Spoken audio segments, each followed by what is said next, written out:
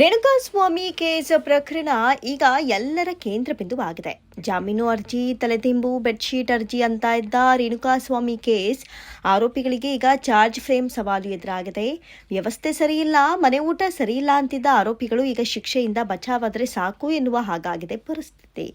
ಈಗಾಗಲೇ ಕೇಸ್ನಲ್ಲಿ ಆರೋಪಿಗಳ ಚಾರ್ಜ್ ಫ್ರೇಮ್ ಆಗಿದೆ. ಈ ಹಿಂದೆ ನಡೆದ ವಿಚಾರಣೆಯಲ್ಲಿ ಆರೋಪಿಗಳನ್ನ ಸಾಲಾಗಿ ನಿಲ್ಲಿಸಿ ಜಡ್ಜ್ ದೋಷಾರೋಪಣೆಗಳನ್ನು ಓದಿ ಹೇಳಿದ್ರು. ಅದು ಸುಳ್ಳು ಅಂತ ಹೇಳಿದ್ದ ಅಂದು ಆರೋಪಿಗಳು ಇಂದು ಶಾಕ್ ಆಗುವಂತಹ ಪರಿಸ್ಥಿತಿ ಬರಲಿದೆ.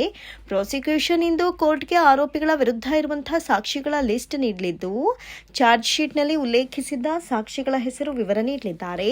ಸುಮಾರು 272ಕ್ಕೂ ಹೆಚ್ಚು ಸಾಕ್ಷಿಗಳು ಚಾರ್ಜ್ ಶೀಟ್ನಲ್ಲಿದ್ದು, ಎಲ್ಲಾ ಸಾಕ್ಷಿಗಳ ಪಟ್ಟಿ ತಯಾರಿಸಿ ಇಂದು ಕೋರ್ಟ್ಗೆ ಸಲ್ಲಿಕೆ ಮಾಡಲಾಗುತ್ತೆ ಅಂತ ತಿಳಿದು ಬಂದಿದೆ. ಟ್ರಯಲ್ ವೇಳೆ ಪ್ರಮುಖ ಸಾಕ್ಷ್ಯಗಳನ್ನ ಪರಿಗಣಿಸಿ ವಿಚಾರಣೆ ಮಾಡಲಾಗುತ್ತೆ ಎನ್ನಲಾಗಿದೆ. 272ರಲ್ಲಿ 70ಕ್ಕೂ ಹೆಚ್ಚು ಪ್ರಮುಖ ಸಾಕ್ಷಿಗಳ ವಿಚಾರಣೆ ಕೂಡ ಇಂದೇ ನಡೆಯುವಂತಹ ಸಾಧ್ಯತೆಗಳಿದೆ.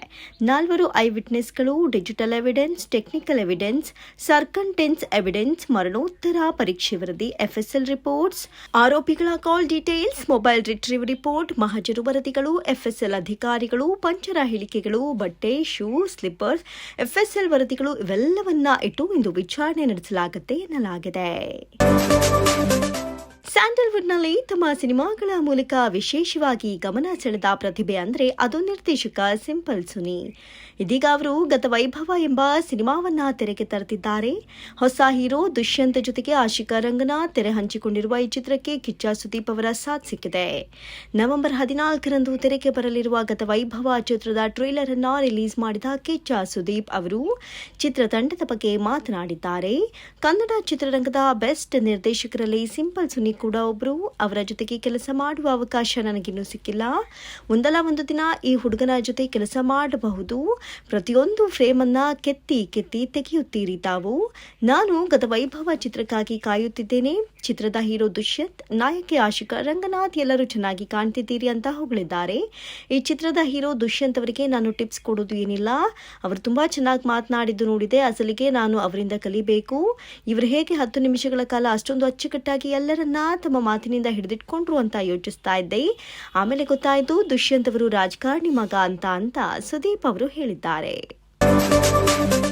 ಸ್ಯಾಂಡಲ್ವುಡ್ ನಟ ಬಿಗ್ ಬಾಸ್ ಮಾಜಿ ಸ್ಪರ್ಧಿ ಉಗ್ರ ಮಂಜು ಅವರು ದಾಂಪತ್ಯ ಜೀವನಕ್ಕೆ ಕಾಲಿಡಲು ರೆಡಿಯಾಗಿದ್ದಾರೆ. ಸದ್ದಿಲ್ಲದೆ ತಮ್ಮ ಎಂಗೇಜ್ಮೆಂಟ್ ಫೋಟೋಗಳನ್ನ ಮಂಜು ಹಂಚಿಕೊಂಡಿದ್ದು, ಮದುವೆ ಯಾವಾಗ ಅಂತ ಕೇಳ್ತಾ ಇದ್ದವರಿಗೆ ಕೊನೆಗೂ ಮಂಜು ಕಡೆಯಿಂದ ಉತ್ತರ ಸಿಕ್ಕಿದೆ. ಎಂಗೇಜ್ಮೆಂಟ್ ಫೋಟೋಗಳನ್ನ ಹಂಚಿಕೊಂಡಿರುವ ಉಗ್ರ ಮಂಜು ಅವರು, ಬದುಕಿನ ಹೊಸ ಅಧ್ಯಾಯ ಆರಂಭವಾಗಿದೆ. ನಿಮ್ಮ ಆಶೀರ್ವಾದ ನಮ್ಮ ಮೇಲಿರಲಿ. ದೇವರ ಕೃಪೆಯಿಂದ, ಕುಟುಂಬದ ಆಶೀರ್ವಾದದಿಂದ ನಾವು ಜೀವನದ ಹೊಸ ಹಾದಿಗೆ ಕಾಲಿಟ್ಟಿದ್ದೇವೆ.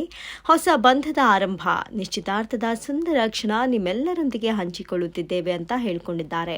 ಮಂಜು ಹಂಚಿಕೊಂಡಿರುವ ಫೋಟೋಗಳಿಗೆ ಸಾವಿರಾರು ಮಂದಿ ಲೈಕ್ ಕೊಟ್ಟಿದ್ದಾರೆ. ಸದ್ಯ ಉಗ್ರ ಮಂಜು ಮದುವೆಯಾಗ್ತಾ ಇರುವ ಹುಡುಗಿ ಯಾರು ಎಂಬ ಕುತೂಹಲ ಎಲ್ಲರಲ್ಲೂ ಇತ್ತು. ಅದಕ್ಕೂ ಈಗ ತೆರೆ ಬಿದ್ದಿದೆ. ಮಂಜು ಅವರು ಸಂಧ್ಯಾ ಎಂಬುವವರನ್ನ ಮದುವೆಯಾಗ್ತಾ ಇದ್ದು, ಸ್ಪರ್ಶ್ ಹಾಸ್ಪಿಟಲ್ನಲ್ಲಿ ಟ್ರಾನ್ಸ್ಪ್ಲಾಂಟ್ ಕೋಆರ್ಡಿನೇಟರ್ ಆಗಿ ಕೆಲಸ ಮಾಡುತ್ತಿದ್ದಾರೆ.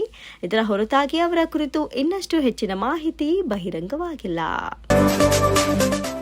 ತಮಿಳು ಚಿತ್ರ ಅದರ್ಸ್ ಪತ್ರಿಕಾಗೋಷ್ಠಿಯಲ್ಲಿ ತಮ್ಮ ದೇಹ ತೂಕದ ಬಗ್ಗೆ ಅವಹೇಳನಕಾರಿ ಪ್ರಶ್ನೆ ಕೇಳಿದ ಯೂಟ್ಯೂಬರ್ನನ್ನ ನಟಿ ಗೌರಿ ಜಿ ಕಿಶನ್ ತರಾಟೆಗೆ ತೆಗೆದುಕೊಂಡ ಪ್ರಸಂಗ ನಡೆದಿದ್ದು, ಇದಕ್ಕೆ ಸಂಬಂಧಪಟ್ಟಂತಹ ವಿಡಿಯೋ ವೈರಲ್ ಆಗಿದೆ. ನಟಿ ನೀಡಿದ ಉತ್ತರ ಸೋಷಿಯಲ್ ಮೀಡಿಯಾದಲ್ಲಿ ವೈರಲ್ ಆಗಿದ್ದು, ಹಲವರಿಂದ ಮೆಚ್ಚುಗೆ ಬೆಂಬಲ ಸಿಕ್ಕಿದೆ. ತಮಿಳು ಮತ್ತು ಮಲಯಾಳಂ ಚಿತ್ರರಂಗದಲ್ಲಿ ತಮ್ಮ ನಟನೆ ಕೆಲಸದಿಂದ ಗುರುತಿಸಿಕೊಂಡಿರುವ ನಟಿ ಗೌರಿ ಅವರಿಗೆ ಅನುಚಿತ ಪ್ರಶ್ನೆ ಕೇಳಿದ ಯೂಟ್ಯೂಬರ್ನ ವರ್ತನೆಯಿಂದ ಚೆನ್ನೈ ಪ್ರೆಸ್ ಕ್ಲಬ್ ಖಂಡಿಸಿತು. ವೈರಲ್ ಆಗಿರುವ ವಿಡಿಯೋದಲ್ಲಿ ಗೌರಿ ಆ ವ್ಯಕ್ತಿಗೆ, ನನ್ನ ತೂಕದ ಬಗ್ಗೆ ನೀವು ಯಾಕೆ ತಲೆ ಕೆಡಿಸಿಕೊಳ್ಬೇಕು? ನಿಮಗೆ ಸಂಬಂಧಪಟ್ಟ ವಿಷಯವೇ. ಅದು ಚಿತ್ರಕ್ಕೆ ಹೇಗೆ ಸಂಬಂಧಿಸಿದೆ ಮತ್ತು ಪ್ರಸ್ತುತವಾಗಿದೆ. ನನ್ನ ತೂಕವು ನನ್ನ ಆಯ್ಕೆ ಮತ್ತು ಅದು ನನ್ನ ಪ್ರತಿಭೆಗೆ ಸಂಬಂಧಿಸಿದೆ. ನಿಮ್ಮ ಪ್ರಶ್ನೆ ದೇಹವನ್ನು ಅವಮಾನಿಸುವುದು ಮಾತ್ರವಲ್ಲ, ಮೂರ್ಖತನದ ಪ್ರಶ್ನೆ ಅಂತ ಧೈರ್ಯದಿಂದ ಉತ್ತರ ನೀಡಿದ್ದಾರೆ. ಇಂದು ಬಿಡುಗಡೆಯಾದ ಆ ಚಿತ್ರದಲ್ಲಿ ಅವರ ಸಹನಟ ಆದಿತ್ಯ ಮಾಧವನ್ ಕಾರ್ಯಕ್ರಮದಲ್ಲಿ ಉಪಸ್ಥಿತರಿದ್ದರು. ಯಾರ ಬಗ್ಗೆಯೂ ಬಾಡಿ ಶೇಮಿಂಗ್ ಮಾಡಬಾರದು ಎಂದರು. ಇದು ನನ್ನ ಚೊಚ್ಚಲ ಚಿತ್ರ. ಒಬ್ಬರ ದೇಹ ತೂಕ ಬಗ್ಗೆ ಯಾರೂ ಈ ರೀತಿ ಮಾತನಾಡಬಾರದು. ಗೌರಿಯವರ ಬಗ್ಗೆ ಈ ರೀತಿ ಮಾತನಾಡಬಾರ್ದಿತ್ತು. ಪ್ರತಿಯೊಬ್ಬರಿಗೂ ಆತ್ಮಗೌರವ ಎಂಬುದಿರುತ್ತೆ. ನಾನು ಅವರಿಗೆ ಕ್ಷಮೆ ಕೇಳ್ತೇನೆ ಎಂದರು. ಕನ್ನಡದಲ್ಲಿ ನಟ ಸಾರ್ವಭೌಮ ಸಿನಿಮಾದಲ್ಲಿ ನಟಿಸಿದ್ದ ಖ್ಯಾತ ನಟಿ ಅನುಪಮಾ ಪರಮೇಶ್ವರನ್ ಅವರು ಪೊಲೀಸ್ ಠಾಣೆ ಮೆಟ್ಟಿಲೇರಿದ್ದಾರೆ. ಸಾಮಾಜಿಕ ಮಾಧ್ಯಮದಲ್ಲಿ ತಮ್ಮನ್ನ ಮತ್ತು ಕುಟುಂಬದವರನ್ನ ಗುರಿಯಾಗಿಸಿಕೊಂಡು ಸುಳ್ಳು ಮತ್ತು ಅನುಚಿತ ವಿಷಯಗಳು ಹರಡಿರುವ ಹಿನ್ನೆಲೆ ನಟಿ ಅನುಪಮಾ ಪರಮೇಶ್ವರನ್ ಸೈಬರ್ ಕ್ರೈಂ ಮೊರೆ ಹೋಗಿದ್ದಾರೆ. ಮಾರ್ಫಿಂಗ್ ಮಾಡಿದ ಫೋಟೋಗಳು ಮತ್ತು ಆಧಾರರಹಿತ ಆರೋಪಗಳು ಮಾಡಿರುವ ಹಿನ್ನೆಲೆ ಕೇರಳದ ಸೈಬರ್ ಕ್ರೈಮ್ ಪೊಲೀಸರಿಗೆ ದೂರು ನೀಡಿದ್ದಾರೆ. ತಮಿಳುನಾಡಿನ 20 ವರ್ಷದ ಹುಡುಗಿ ಈ ಕೃತ್ಯ ಮಾಡಿರುವುದಾಗಿ ನಟಿ ಆರೋಪಿಸಿದ್ದಾರೆ.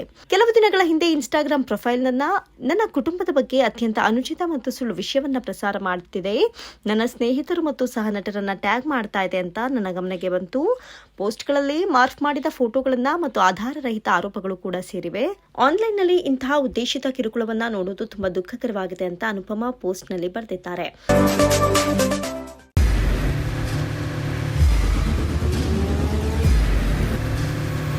ಪ್ರಜಾಮಾರ್ಗ ನ್ಯೂಸ್, ಇದು ಜನಸಾಮಾನ್ಯರ ಧ್ವನಿ. ನಮಸ್ಕಾರ.